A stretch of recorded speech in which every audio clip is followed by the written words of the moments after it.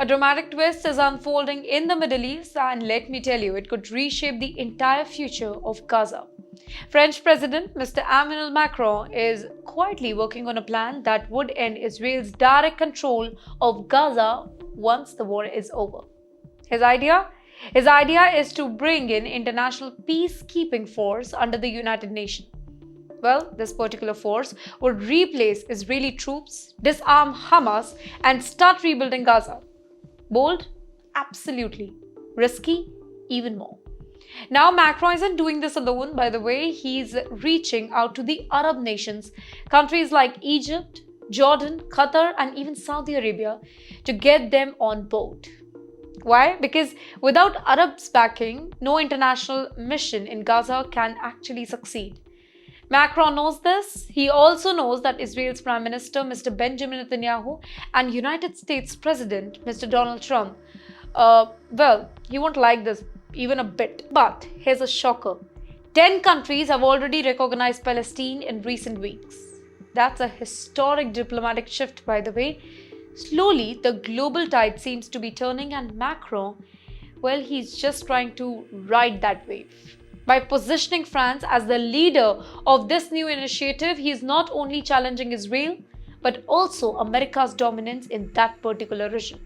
Now, let's break this down.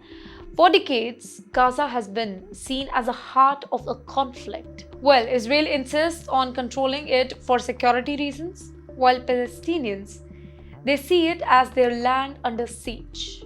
The war has only made things worse. Thousands killed, millions displaced, and Gaza's infrastructure is all ruined. The US has its own blueprint for the day after the war. Well, heavy Israeli oversight, limited Palestinian autonomy, and Arab states footing the reconstruction bill. Macron's plan, well, that flips that script here. Instead of Israel calling the shot, he wants the UN and Arab nations to take the charge. The idea would step back, Hamas would be disarmed under international supervision, and Palestinians would, at least in this particular theory, get a pathway towards real governance and security. But the question is, will it work? That's the billion-dollar question, by the way. Israel has always resisted outside interference, specifically in Gaza. Washington too won't be happy about Paris trying to take the lead. And Hamas? Well, they have tried decades of war and blockades. Convincing them to give up weapons will be the toughest part here. Yet, Macron sees it as an opening. With global anger rising over the humanitarian crisis in Gaza, well, France wants to look like a peace broker now. The country that dares to challenge the status quo. Arab nations, in the meantime, are under a lot of pressure from their own population, who, by the way, are demanding stronger support for Palestinians.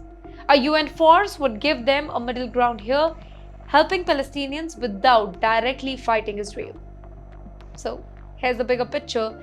This is more than just a plan for Gaza. It is a test of global power. Can Europe and other Arab world leaders together create a new balance, or will Washington and Tel Aviv block it? Will Gaza finally see peace, or just another round of broker ceasefire attempt? Well, one thing is certain here. Macron is already with a plan. Now, if his plan gains traction, it could shock both Trump and Netanyahu and reshape how the world deals with the Israel-Palestine conflict.